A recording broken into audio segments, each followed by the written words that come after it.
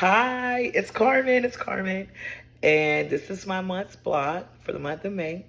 It's about Mother's Day. It's a little late, but if you're a mother, you know that at being a mother, that it does not stop on Mother's Day. You're a mother 365 days a year, 24 hours a day, every second of the day. So this blog is a little late, but it's better late than never. So it is called Becoming a Mother in My Teenage Years. Happy Mother's Day. When you hear the phrase Happy Mother's Day, what feeling comes over you? For me, it is a mixture. I am blessed to have three beautiful children. Each pregnancy brought on different emotions and challenges. Each pregnancy was a different experience. And for this month's blog, I want to share my experience of pregnancy as a teenage mother. For my oldest, I was a teenage mother, and all my life I was an honor roll student. I've dreamed of becoming an obstetrician, gynecologist, and at the time, there were no African American OBGYNs in Tupelo, Mississippi. And I wanted to be the first one. I'd applied at different colleges, but I really wanted to attend Xavier University. My life took a turn and all my plans changed. My senior year of high school, I got pregnant. My cycle was regular, and 2 months went by, and I knew that I might be pregnant. One night, I brought some pregnancy tests, and my fears came true. I was pregnant, and I was afraid to tell my parents. I had certain expectations from my parents and standards to uphold. I felt that I let them and my church down by becoming pregnant. And at the time, I was petite. Ooh. I was able to hide my pregnancy for months. I was young and I didn't understand about prenatal care. Someone that was a big sister to me knew that I was pregnant. My child's father mentioned it to her during a conversation they had. She had children and she knew that I needed to go to the doctor. One night she called my mom and told her that she needed to have a conversation with me because I was pregnant. And when my mom asked me, initially I denied it. My oldest brother, Juan, was attending college at Mississippi State University.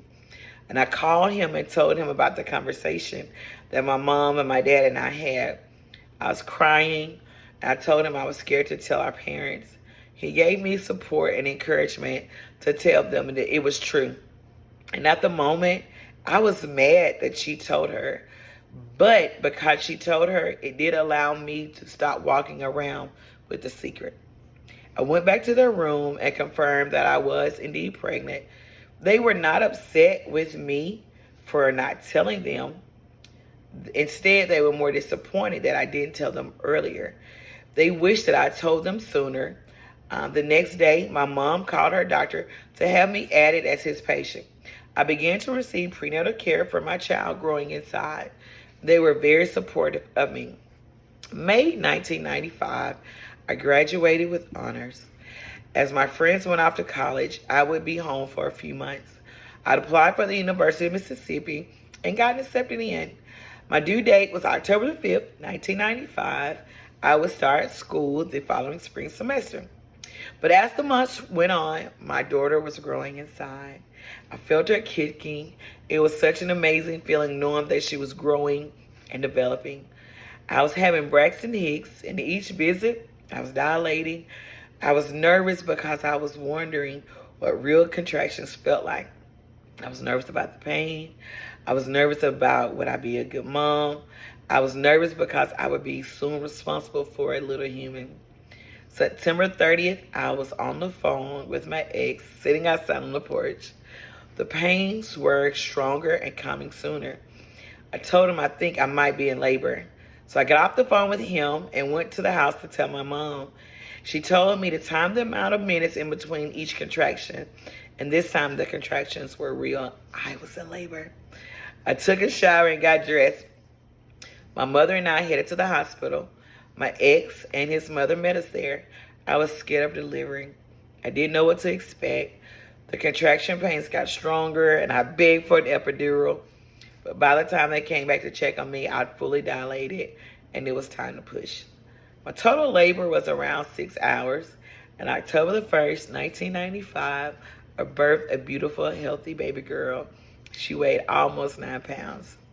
Now, being a first-time mom and a teenage mom wasn't easy.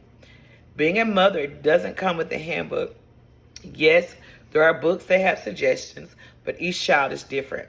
No book can tell you and teach you about your own child. People have suggestions on what to do and what not to do. I made mistakes and I still make them, but I did the best that I could.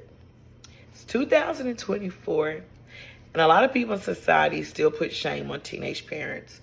But before you look down on a teenage mother, you should stop, because it takes a son to get her pregnant. And there are a lot of teenagers that are having sex. There were a lot in my school that were, but they didn't get pregnant. A lot of them got pregnant and had abortions. And that teenage girl or teenage son could be your child. So never judge someone, because that judgment could fall back on your home.